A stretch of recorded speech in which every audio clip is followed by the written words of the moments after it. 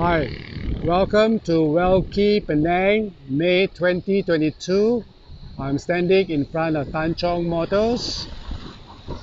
This is the Rapid Penang Bus Terminal, and here is the removed overhead bridge replaced by a level crossing, which is more user-friendly for pedestrian and easier to use. This is the new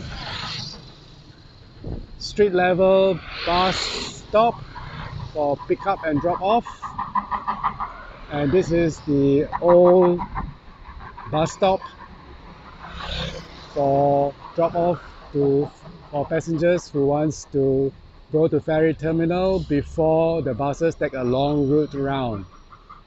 And this is complex makanan medanika.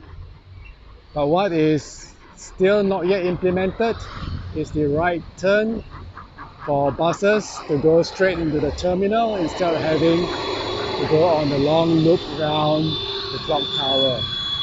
Thanks for watching and see you again soon. Bye.